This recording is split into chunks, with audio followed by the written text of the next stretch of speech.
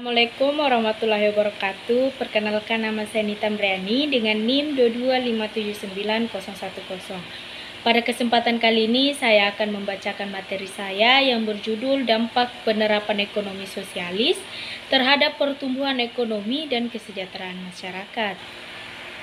Untuk mempersingkat waktu, saya akan membacakan materi pertama saya, yaitu pengertian ekonomi sosialis. Di mana ekonomi sosialis adalah sistem ekonomi produksi, distribusi, dan pertukaran barang dan jasa diatur oleh negara atau oleh masyarakat secara kolektif, bukan individu atau perusahaan swasta. Dalam sistem ini, tujuan utamanya adalah untuk menciptakan kesejahteraan sosial dan distribusi kekayaan yang adil. Materi yang kedua adalah prinsip-prinsip dasar ekonomi sosialis. Di sini tuh ada 6 prinsip-prinsip dasar ekonomi sosialis. Yang pertama, kepemilikan kolektif, yaitu ekonomi sosialis mendorong kepemilikan kolektif atas sumber daya produksi seperti tanah, modal, dan perusahaan sebagai lawan dari kepemilikan swasta. Yang kedua, perencanaan sentral, yaitu sistem ekonomi sosialis seringkali melibatkan perencanaan ekonomi sentral oleh pemerintah atau badan-badan publik untuk mengatur produksi, distribusi, dan alokasi sumber daya. Yang ketiga, distribusi yang adil, yaitu prinsip distribusi yang mendasari ekonomi sosialis adalah memberikan akses yang adil dan setara terhadap barang dan jasa kepada semua anggota masyarakat. Yang keempat, kontrol negara, yaitu pemerintah atau lembaga-lembaga publik memiliki peran yang signifikan dalam mengatur sektor-sektor kunci ekonomi dan mengawasi aktivitas ekonomi. Yang kelima, prioritas pada kepentingan sosial, di mana ekonomi sosial menempatkan penekanan pada memenuhi kebutuhan dasar masyarakat seperti pendidikan, kesehatan, dan perumahan daripada mencapai keuntungan maksimal. Dan yang keenam adalah partisipasi masyarakat, yaitu sistem ekonomi sosialis sering mengedepankan partisipasi aktif masyarakat dalam pengambilan keputusan ekonomi dan mengelola sumber daya. Materi yang ketiga adalah perbandingan dengan sistem ekonomi lainnya, di mana perbandingan antara sistem ekonomi sosialis dengan sistem ekonomi lainnya seperti kapitalisme dan campuran seringkali mencangkup beberapa perbedaan kunci. Yang pertama, kepemilikan sumber daya, di mana dalam ekonomi sosialis sumber daya produksi seperti tanah dan perusahaan dimiliki secara kolektif oleh masyarakat atau negara. Di kapitalisme, kepemilikan sumber daya lebih sering bersifat swasta, seperti campuran memiliki campuran kepemilikan swasta dan publik. Yang kedua, peran pemerintah. Dalam ekonomi sosialis, pemerintah atau badan-badan publik biasanya memiliki peran yang kuat dalam mengatur dan merencanakan kegiatan ekonomi. Di kapitalisme, peran pemerintah cenderung lebih terbatas dengan penekanan pada pasar bebas dan inisiatif swasta, seperti campuran memiliki kombinasi dari kedua pendekatan tersebut. Yang ketiga, tujuan ekonomi, di mana ekonomi sosialis cenderung mendapatkan penekanan pada pertumbuhan kebutuhan sosial dan kesetaraan ekonomi. Di kapitalisme, tujuan utamanya adalah mencapai keuntungan dan pertumbuhan ekonomi. Sistem campuran mencoba untuk mencapai keseimbangan antara pertumbuhan ekonomi dan kesejahteraan sosial. Yang keempat, distribusi kekayaan. Dengan ekonomi sosialis, distribusi kekayaan cenderung lebih merata karena penekanan pada keadilan sosial. Di kapitalisme, distribusi kekayaan seringkali lebih tidak merata karena pengaruh pasar bebas dan perbedaan dalam kepemilikan sumber daya. Sistem campuran berusaha untuk mengurangi kesenjangan ekonomi melalui regulasi pemerintah dan program redistribusi. Yang kelima adalah inovasi dan efisiensi, yaitu kapitalisme cenderung mendorong inovasi dan efisiensi melalui persaingan pasar dan insentif keuntungan. Di sisi lain, ekonomi sosialis dapat mengalami tantangan dalam mendorong inovasi dan efisiensi karena kurangnya insentif pasar yang sama. Sistem campuran berusaha untuk menggabungkan keuntungan dari kedua pendekatan tersebut. Materi yang keempat adalah dampak penerapan ekonomi sosialis terhadap pertumbuhan ekonomi.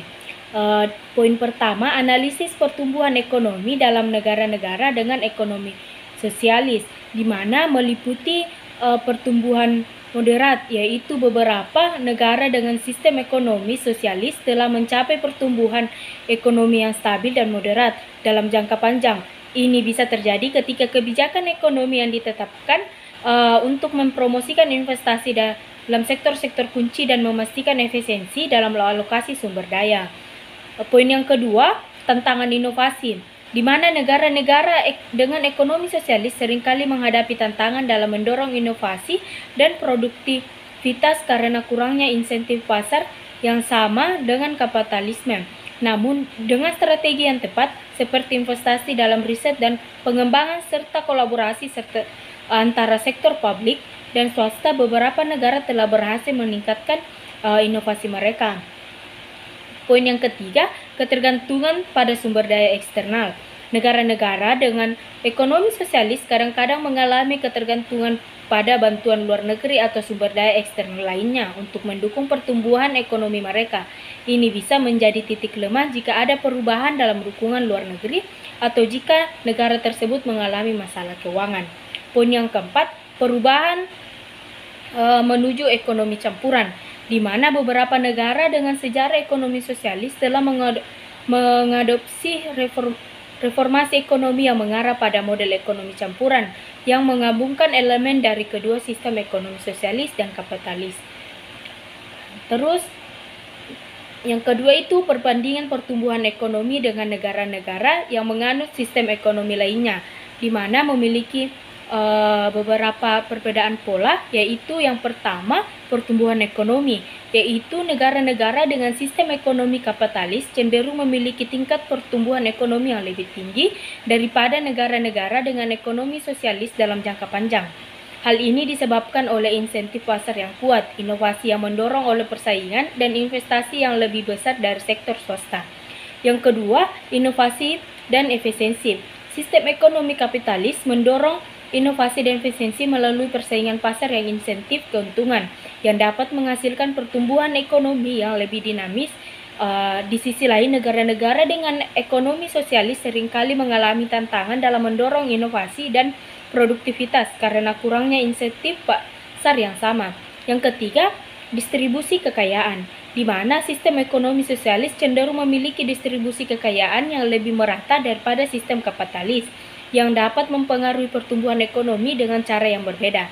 Distribusi yang telah merata dapat meningkatkan daya beli masyarakat secara keseluruhan, tetapi juga dapat mengurangi insentif untuk berinvestasi dan berinovasi.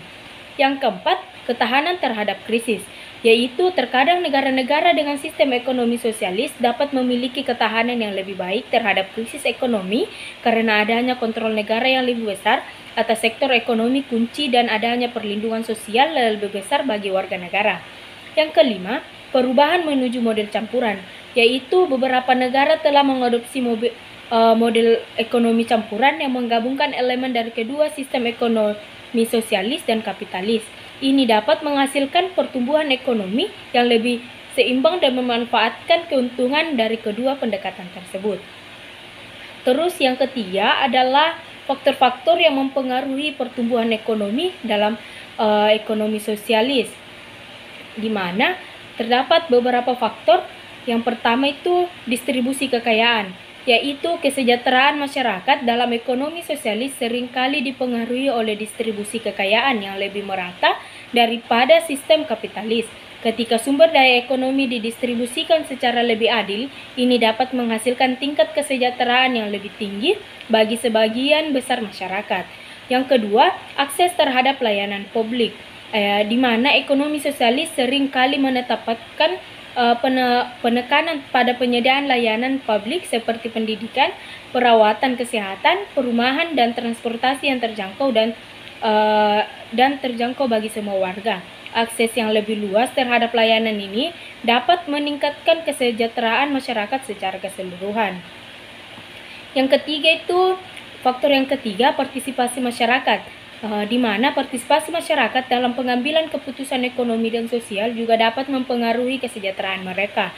Dalam ekonomi sosialis, adanya mekanisme partisipasi seperti koperasi, dewan pekerja, atau komite warga dapat membantu memastikan bahwa kebutuhan dan kepentingan masyarakat diakomodasi. Faktor yang keempat adalah perlindungan sosial. Di mana sistem ekonomi sosialis seringkali mencangkup perlindungan sosial yang kuat bagi warga negara seperti jaminan sosial, tunjangan pengangguran, dan sistem kesejahteraan universal. Faktor yang kelima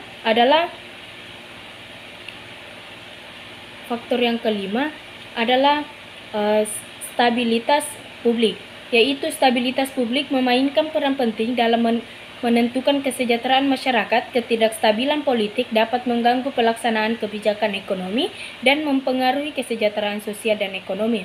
Faktor yang keenam adalah ketergantungan pada ekonomi eksternal, di mana negara-negara dengan ekonomi sosialis mungkin mengalami ketergantungan pada bantuan luar negeri atau perdagangan dengan negara lain. Faktor-faktor eksternal seperti perubahan dalam kondisi pasar global atau politik luar negeri dapat mempengaruhi kesejahteraan masyarakat dalam ekonomi sosialis. Adalah dampak penerapan ekonomi sosialis terhadap kesejahteraan masyarakat, di mana di sini ada 3 poin, yaitu tingkat kesejahteraan masyarakat dalam negara-negara dengan ekonomi sosialis yang memiliki beberapa poin. Yang pertama, akses terhadap layanan publik. Yang kedua, distribusi kekayaan dan pendapatan. Yang ketiga, perlindungan sosial. Yang keempat, kualitas hidup. Yang kelima, partisipasi masyarakat. Dan yang keenam, kesejahteraan mental dan emosional. Poin yang kedua, perbandingan dengan tingkat kesejahteraan masyarakat dalam negara-negara yang menganut sistem ekonomi lainnya, di mana memiliki akses terhadap layanan publik, distribusi pendapatan dan kekayaan, perlindungan sosial, kualitas hidup, inovasi, dan kemajuan ekonomi. Poin yang ketiga, faktor-faktor yang mempengaruhi kesejahteraan masyarakat dalam ekonomi sosialis yang terdiri dari distribusi kekayaan, akses terhadap layanan publik, perlindungan sosial, partisipasi masyarakat, kualitas hidup, stabilitas publik. Itulah materi yang dapat saya sampaikan. Kurang lebihnya mohon dimaafkan. Wabillahi taufiq wal hidayah. Wassalamualaikum warahmatullahi wabarakatuh.